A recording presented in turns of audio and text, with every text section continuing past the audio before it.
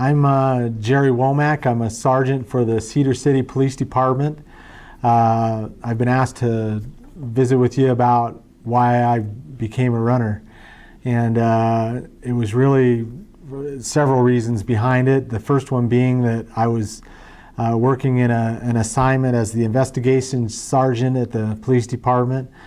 And I had gained a lot of weight. I was almost 270 pounds. I was 269 pounds. And I knew that that assignment I was going to rotate out of in 2008, and I was going to have to go back to patrol. And I knew that I wouldn't be able to hang with those young guys on patrol at that weight.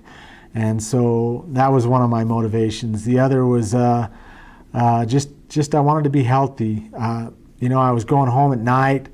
I didn't feel good. I couldn't sleep. I was eating terribly. I would go home at night and eat a bag of chips and drink a bottle of Mountain Dew, and then all I wanted to do was go to bed. I didn't have any energy to do anything other than that. And the other was I wanted to be a good grandpa. My kids were getting married. I knew that they were going to start having kids soon, and I wanted to be around for that. I wanted to enjoy that. So those were my motivations for beginning running. I started towards the end of high school. I was about 50 pounds heavier than I am now. I tried running around my folks' home one time, and that just about wasted me. You know, one lap, and I was like a chain smoker poster boy. I was huffing and puffing, and I think that was the incentive that something had to change. I started running years ago because my husband wouldn't walk with me. He ran, and so I decided I would start running. So I started running, and he quit. And I continued on for many years, and I ran. That was probably years ago, 20 years ago that I did that. And they didn't do a lot of races then. I was about the only one in my subdivision that ever ran, and people would see me running, but no one else ever ran. And then I quit running for a few years, and then I got back into it again. I started running when I was a little kid, and I took shortcuts to get quicker, you know, so I could get home faster. I'm not sure what the purpose of my running was. I ran the Hershey's 5Ks, things like that, and I ran off and on my whole life. But about 5 years ago, I put on a lot of extra weight, and I decided I knew that running was a good way to get it off, and I started running, and I was never going to run more than 3 miles. That was it, and I only ran because it helped me to burn calories, and that was an effective way to lose weight. I lost the weight, and somewhere in between losing the weight, I found a love for running, and those are two words I never thought I'd say in the same sentence, but I developed a love for running, and I started to run. It wasn't just 3 miles, then it became 4 miles, and then I thought, I can do this, I can run 5 miles. And then pretty soon it just kept growing, and somebody said, you should run a half marathon. In fact, it was Wendy that I think got me to run a half marathon. I'm currently running 10 miles a day, 5 times a week. I've got a goal of doing 3,000 miles because last year I did a lot of races, and I wanted to do something different this year.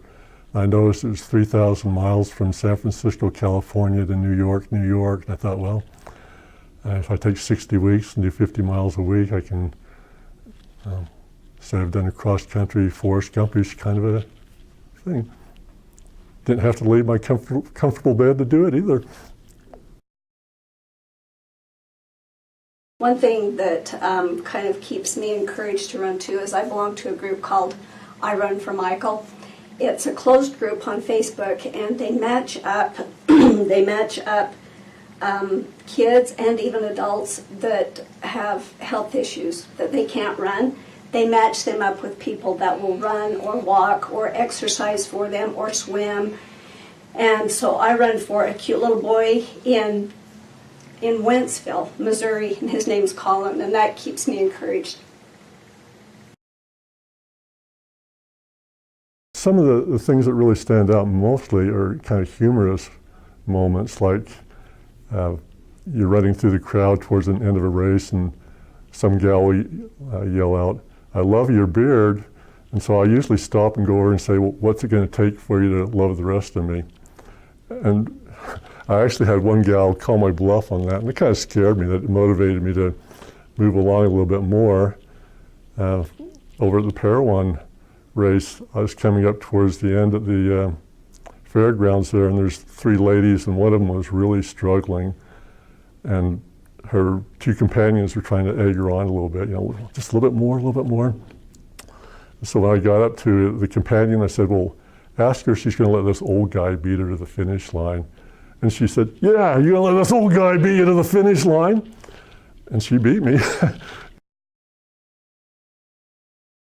I mean, when I first started, I couldn't even walk around the block.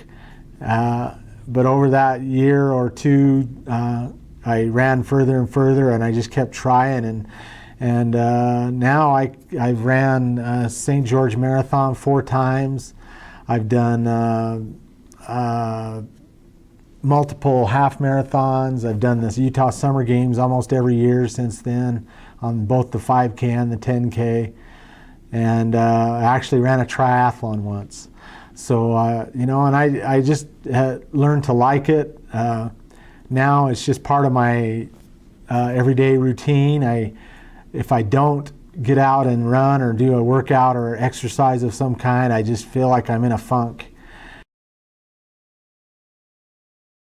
And I'm talking to you, couch potato, the one holding the TV remote, and you over there behind the bag of potato chips.